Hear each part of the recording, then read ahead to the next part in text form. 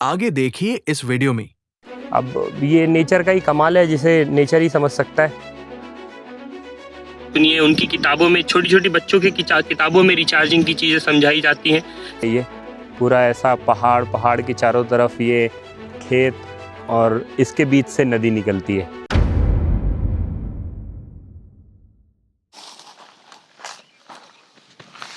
हाँ जी, तो हमारा डे 2 रेडी है।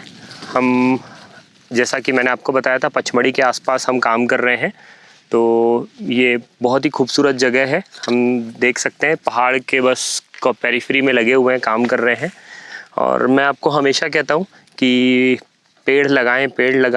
कारण आप देख सकते हैं। हम अगर अपने खेत के बीच में 1-2 बड़े पेड़ लगा दें, मैं कहता हूँ आपके अंदर ज़्यादा हिम्मत नहीं है, आप 10 पेड़ भी लगाते हैं और उसमें से 2 भी जीवित रह जाते हैं और कल को वो इतने बड़े पेड़ हो जाते हैं, तो सिर्फ इसी काम आते हैं सिर्फ। ये देखिए, एक अच्छी छांव है। जब आप अपने खेत में काम करके थक जाते हो तो इस जगह पर आप आराम से बैठ सकते हो।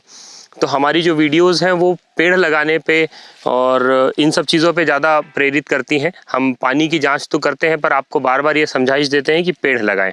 अच्छा, एक चीज़ आप देख रहे हैं, ये सूखा पत्ता किस चीज़ का है? आप सभी देख सकते हैं, ये पीपल का पेड़ है ना। और ये पीपल के पेड़ का पत्ता है, मतलब पीपल का पत्ता है। लेकिन मैं एक मेरे पीछे बहुत ही अद्भुत पेड़ दिखाता हूँ आपको। आइए, आप देख सकते हैं जहाँ पर मैं खड़ा हूँ, इधर से एक ही पेड़ के अंदर एक तरफ नीम का पेड़ लगा हुआ है, ये देखिए, और उसी की तरफ, उसी पेड़ में एक तरफ पीपल का पेड़ लगा हुआ है। तीसरी एक खूबसूरत बात, मुझे नहीं पता ये पेड़ किस चीज़ का है, पर ये देखिए, मुझे ऐसा लगता है ये नींबू का पेड़ है, नींबू के पत्ते हैं ये। तो ये नींबू भी एक ही पेड़ के अंदर, तो मतलब एक ही पेड़ के अंदर 3-3 पेड़ लगे हुए हैं। अब ये नेचर का ही कमाल है जिसे नेचर ही समझ सकता है। तो कितनी खूबसूरत चीज़ है। आप देखिए, एक ही डगाल के अंदर से नींबू भी निकला हुआ है, एक ही डगाल के अंदर से पीपल भी निकला हुआ, और एक ही डगाल के अंदर नीम भी है। देखिए, एक ही डगाल में पीपल भी है, ये देखिए, और यहाँ नीम भी है, और यहीं पे नींबू भी लगा हुआ है। तो नेचर बहुत खूबसूरत है। आप लोग को बस अच्छा नज़रिया चाहिए उसे देखने के लिए। तो आप अगर अपनी सोच और नज़रिया बदलेंगे तो शायद हम इस बुरे समय को भी अच्छा समय कर सकते हैं। तो लगे रहें, बने रहें हमारे साथ में। डे 2 को कंप्लीट करते हैं। हमारी ये पूरी लगभग 50 एकड़ की साइट है अभी, तो हमें ये पूरी कंप्लीट करनी है 2 से 3 दिन के अंदर। पास में एक अच्छे से रिजॉर्ट में हम रुके हुए हैं, तो हमारा दिन बहुत ही बेहतरीन बीतता है, मज़ा आता है। बहुत दिन बाद हमें कुछ ऐसा मतलब फील हो रहा है कि हम कहीं नेचर से अटैच्ड हैं। तो बने रहें, हम भी आपको बहुत खूबसूरत चीज़ दिखाते हैं। तो चलते हैं, चलिए।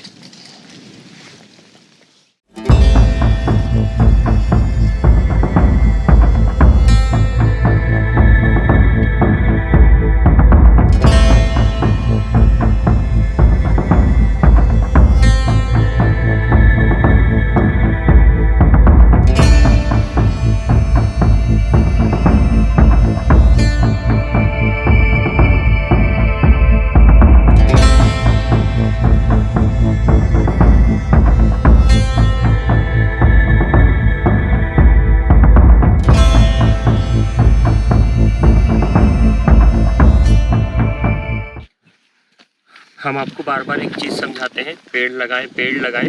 तो उसका एक मेन कारण है। देखिए, पुराने ज़माने में लोग क्या करते थे, पेड़ लगाते थे अपने खेतों के किनारे। अगर 10 पेड़ लगाए, उसमें से 3 पेड़ 4 पेड़ भी अगर जीवित रह जा रहे हैं तो एक बहुत बड़ा महत्वपूर्ण काम करते थे वो। जब बहुत धूप होती थी उस टाइम पे वो छांव देते थे।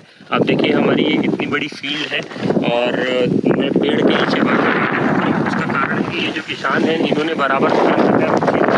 और पुराने ज़माने में एक चीज़ बहुत अच्छी की जाती थी। आप देखिए, इस पेड़ के नीचे यहाँ पर एक छोटी सी झोपड़ी बनाई गई है।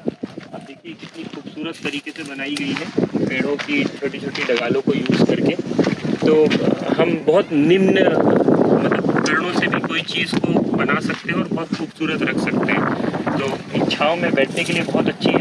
अभी इतनी धूप में हमें शांति दे रही है, तो मुझे बहुत अच्छा लग रहा है। मैंने सोचा आप तक भी ये चीज़ पहुँचाऊँ कि आप भी अपने खेतों के अंदर ऐसी छोटी छोटी झोपड़ी बना सकते हैं पेड़ों के नीचे, ताकि आप सुकून से बैठ सकें शाम में, या कभी बरसात हो जाए अचानक तो आप लोग इसके नीचे ठहर सकें। बहुत खूबसूरत बनी हुई है। ये जो जगह है ये कितनी खूबसूरत है। मेरे सामने मतलब जब हम अभी सर्वे कर रहे हैं तो आप मेरे पीछे देख सकते हैं, ये तीनों ओर से मुझे पहाड़ ने घेर रखा है और ये कितना खूबसूरत लगेगा शाम के वक्त, शायद आप इस चीज़ का अंदाज़ा लगा सकते हैं। मैं कैमरे से अगर दिखा पा रहा हूँ तो बहुत ही खूबसूरत जगह है ये, मुझे प्यार हो गया। कुछ देर पहले तो मुझे ये लगने लग गया था कि मैं इधर का ऋतिक रोशन हूँ और क्रिश जैसे ऊपर चढ़ जाऊँगा। तो देख सकते हैं आप कितना खूबसूरत है वो, और शाम के वक्त और भी प्यारा लग रहा है ये। हमें दिन भर हो गया है यहाँ पर काम करते हुए और एक ऐसी बेहतरीन चीज़ हमें पता चली है, शायद आपके होश उड़ जाएंगे इस बात को सुनकर। तो शाम तक बने रहें और हम जाते जाते आपको एक ऐसी चीज़ बता कर जाएंगे, शायद उससे आपका जीवन बदल जाए। तो बने रहें हमारे साथ में। धन्यवाद।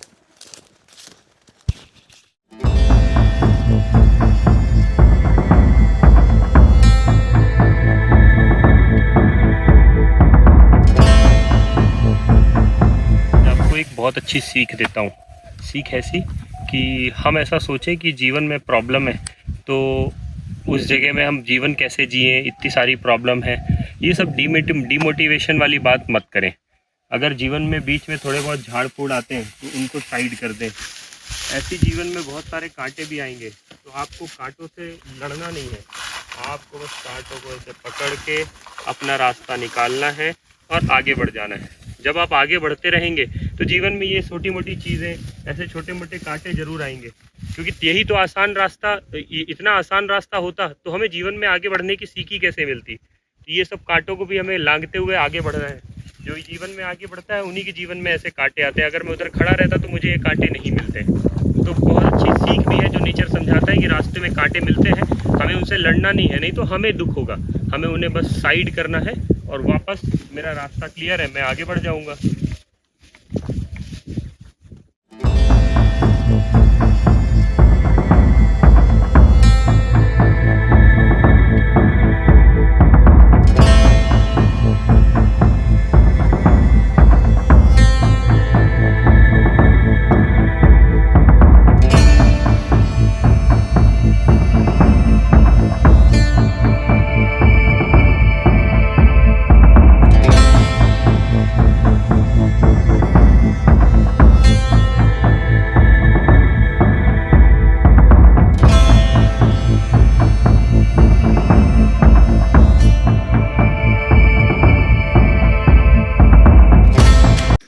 गर्मी इतनी है कि सुबह के 9 साढ़े 9 बज रहे हैं और आप देख सकते हैं मेरी पूरी पीठ गीली हो गई है, पूरी बैक गीली है, पूरे हाथ यहाँ अंदर से गीले हो गए हैं।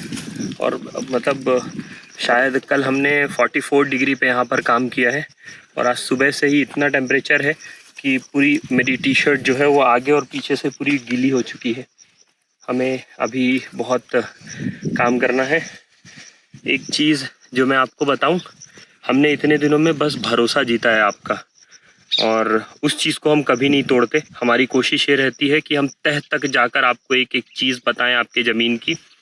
और ये जो क्लाइंट है ये 2 दिन से हम इधर काम कर रहे हैं और इन्हें इतना भरोसा है हमारे ऊपर, हमारे काम के ऊपर, कि ये 3 दिन में 2 दिन में आज तक ये आए नहीं वापस दोबारा। इनके यहाँ जो चौकीदार है उसकी मदद से हम पूरे एरिया को यहाँ एक्सप्लोर कर रहे हैं और वो दूसरी जगह पर अपना काम कर रहे हैं। उनका कहना है कि हम जो भी करेंगे हम सही करेंगे। तो आपका बहुत बहुत धन्यवाद सर। शायद इसी भरोसे की वजह से आज हम ये काम कर पा रहे हैं और हम भी कोई कसर नहीं छोड़ेंगे इस काम को पूरा करने में। जो भी जैसी भी चीज़ें रहेंगी एज इट इज़ उनको रिपोर्ट सारी सबमिट करेंगे। इस वीडियो के माध्यम से मैं बस आप सभी को इतना समझाना चाहता हूँ कि अगर आप ये एक्सक्यूज़ दे रहे हो कि आपके पास काम नहीं है या आपके पास में मतलब आपको कोई काम नहीं देता या आपके पास पैसे नहीं है या प्रॉब्लम है, तो उसका सिर्फ कारण आप हो। आपको बाहर निकलकर सॉल्यूशन निकालना पड़ेगा, लोगों से दोगुनी मेहनत करनी पड़ेगी ताकि आप उनसे कुछ अच्छा कर पाएँ और कुछ ज़्यादा कमा पाएँ।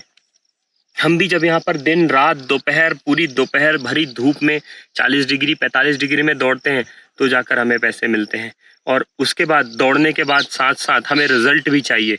तो ये सब चीज़ें तब पॉसिबल है जब आप किसी एक सही दिशा की ओर, किसी भी दिशा की ओर नहीं, सही दिशा की ओर बढ़ रहे हैं और आपको पता हो कि आपका टारगेट क्या है। जैसे हमें ये पूरा एरिया मिला था और यहाँ पर पानी की जांच करके ये बताना था कि यहाँ पानी कैसा है, गर्मियों में चलेगा या नहीं चलेगा। तो हमें हमारा टारगेट पता था कि पानी ढूंढना है और ये पूरा दिशा पता थी कि किस दिशा में जाना है, कैसे करना है।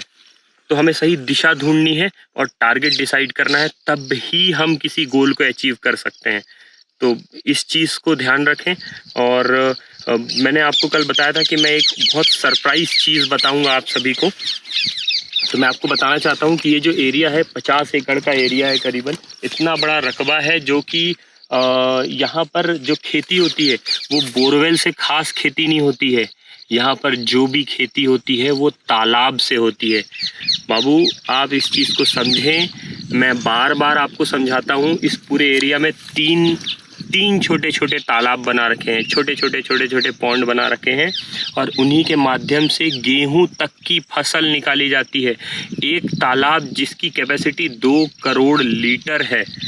आप समझ रहे हैं, अगर 50 एकड़ का अगर खेती है तो 4 बार एक एकड़ में अगर 1 लाख लीटर भी लगता है तो 4 बार पानी फेरा जा सकता है इस 50 एकड़ के बेल्ट पे उस तालाब से। तो मुझे कहीं ना कहीं ऐसा लगता है कि ये सब इनिशिएटिव बहुत ज़रूरी है, समझदारी की ज़रूरत है। बार बार मैं आपको समझाता हूँ कि बरसात के पानी को आप संरक्षण करें, बरसात के पानी को आप रोकें, तालाब बनाएं और उससे पानी को सिंचित करें। हर साल 1 लाख का बोरवेल करवाना बंद करिए बाबू। आप लोग समझदार हैं, आप लोगों के पास मतलब बच्चे पढ़े लिखे हैं, आप लोग को बच्चों की बातें सुनिए। उनकी किताबों में, छोटी छोटी बच्चों की किताबों में रिचार्जिंग की चीज़ें समझाई जाती हैं। सर्कल कंप्लीट करना पड़ता है भाई साहब, साइकिल कंप्लीट करनी पड़ती है। जब तक पानी ज़मीन के अंदर नहीं जाएगा, जब तक पानी नीचे नहीं जाएगा तो ना ही बोरवेल चलेंगे ना ही कुएँ चलेंगे। चाहे आप 2000 फीट का कर दो, कुछ समय बाद 2000 फीट के बोरवेल से जो खारा पानी बाहर आएगा वो आपकी ज़मीन को भी बंजर कर देगा। मेरी बात ध्यान से सुनिएगा। जो पानी 1000-1500 फीट से नीचे से बाहर आ रहा है, जिसकी सैलिनिटी, जिसका खारापन ज़्यादा है, जो आपके गले पे नीचे पानी पीने से संतुष्टि नहीं दे रहा है, जो पानी आपको ऐसा लग रहा है कि ये पानी मुझे मीठा नहीं लग रहा है, वो पानी अगर आप खेत में डालेंगे तो आज तो पानी भरपूर मिल रहा है क्योंकि उस गहराई तक कोई गया नहीं, आप चले गए, वो पानी मिल गया। लेकिन वही पानी कल को आपके खेत को बंजर बना देगा।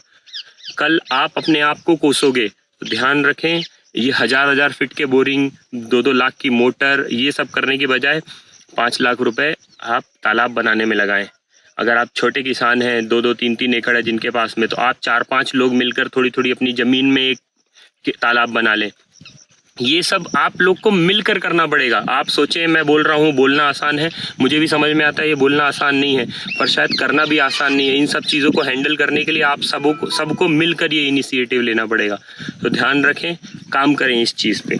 रिचार्जिंग कितना ज़रूरी है शायद आपको यहाँ से समझ में आ गया होगा कि इतना बड़ा एरिया पूरा 3 तालाबों के ऊपर निर्भर करता है। देखिए पूरा पहाड़ है और पहाड़ों से घिरा हुआ ये एरिया है। ये भी एक तालाब ही है जो आप मेरे बाजू में देख रहे हैं। इसकी करीब 3 से 4 करोड़ लीटर की कैपेसिटी है। तो ऐसे करके 3 से 4 तालाब हैं जिसमें से पानी निकलता है। तो समझिए आपकी पानी कैसे चल रहा है, यहाँ पर खेती कैसे हो रही है। तो बने रहें, हम लोग चलते हैं। आज भी कुछ अंत में ऐसा कुछ खुलासा करके दिखाऊंगा मैं आपको, जहाँ पर आप समझिए कि मैं आपको बार बार समझाता था कि रिचार्जिंग कितना महत्वपूर्ण है। मैंने आज आपको बताया कि यहाँ एक तालाब की 4 करोड़ लीटर कैपेसिटी है। ऐसे ही एक और जो तालाब है उसकी 2 करोड़ लीटर कैपेसिटी है। एक और तालाब है जिसकी 1 करोड़ लीटर कैपेसिटी है। ऐसे करके इनके पास 10 करोड़ लीटर की कैपेसिटी का तालाब है जिससे ये पूरा खेत सिंचित कर सकते हैं। रिचार्जिंग करना चाहिए। आज के खुलासे के लिए बने रहें लास्ट तक।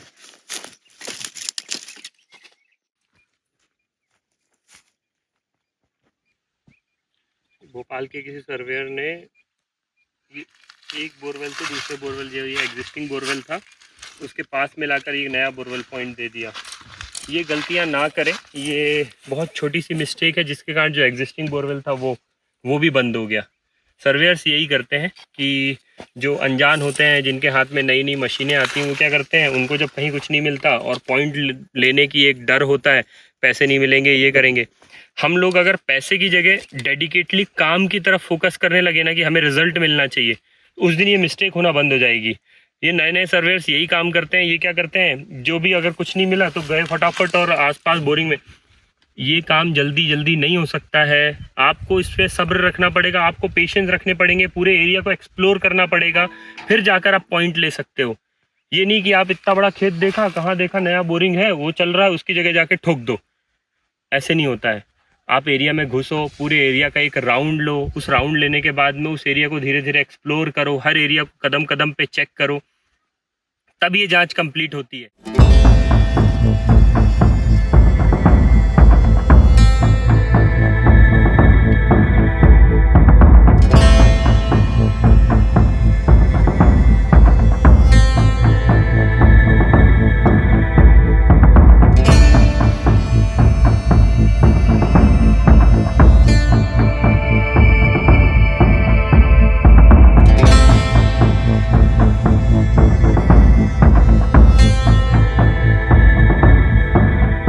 खूबसूरती देखना चाहते हैं आप तो ये देखिए कितना खूबसूरत नज़ारा है। हम इस खेत पहाड़ की चोटी पे है, ये खेत है। मैंने आपको बताया कि पचमढ़ी के आसपास हैं हम, और अभी हमारा पूरा ये वाला जो पहाड़ के आसपास हम देख रहे थे, हमने दिखाया था जैसा कि कल आपको, इधर जांच कर रहे थे और अब जांच करते करते हम ये दूसरी तरफ आ गए हैं और दूसरी तरफ हमें और खूबसूरत नज़ारा दिखा। तो दिन दिन ये जगह हमें बस मतलब नेचर के करीब लाती जा रही है। आप देखें कितनी प्यारी जगह है ये, पूरा ऐसा पहाड़ के चारों तरफ ये खेत और इसके बीच से नदी निकलती है। तो ऐसे ही नहीं कहते पचमढ़ी को, तो खूबसूरत, बहुत ही खूबसूरत जगह है। निशब्द हूँ मैं इस जगह को लेके। बस टारगेट पानी है। तो चलते हैं, हमारी रिपोर्ट्स भी लगभग कंप्लीट है।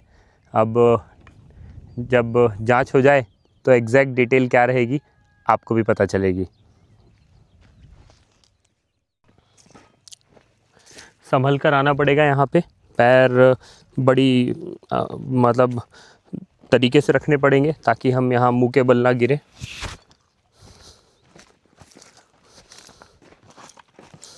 मुझे अब शायद समझ में आ रहा है कि लोग क्यों कहते थे कि किसान धरती का सीना फाड़ कर खेती करते हैं। तो हम इस जगह से अंदाज़ा लगा सकते हैं कि किसानों ने इस जगह को भी, ये पहाड़ जो आप देख रहे हैं, इसको भी जोत कर यहाँ भी खेती की है। तो मतलब बहुत मुश्किल है, इतना आसान नहीं है। और मतलब हमारे यहाँ पर ऐसा कहते हैं कि खेती जो है वो अनपढ़ लोग करते हैं और पढ़े लिखों का काम नहीं है, पढ़ोगे लिखोगे नहीं तो खेती करनी पड़ेगी। तो शायद मुझे लगता है कि ये गलत था या ये किसी प्रकार का कोई मिथ है। शायद पढ़ लिख कर भी अगर खेती करें ना, तो हम किसी के यहाँ काम करने से अच्छा है कि हमारे खेतों पे काम करें। तो वो भी एक बहुत खूबसूरत पार्ट है जीवन का। आप किस्मत वाले हैं कि आप पढ़ने लिखने के बाद आपके ही खेतों में काम कर रहे हैं और वहाँ से आप ज़मीन से पैसा निकाल रहे हैं, अन्न निकाल रहे हैं, उनको बेचकर पैसा निकाल रहे हैं। मेरा कहने का मतलब ये है। तो कोई बुरा काम नहीं है। शायद इतना पढ़ने के बाद भी मैं किसी किसान के यहाँ पर ही काम कर रहा हूँ पैसे के लिए, तो कोई फ़र्क नहीं पड़ता सर। फ़र्क इस चीज़ से पड़ता है कि आप कितने अच्छे इंसान हैं और जिस काम को आप कर रहे हैं वो कितनी ईमानदारी से कर रहे हैं।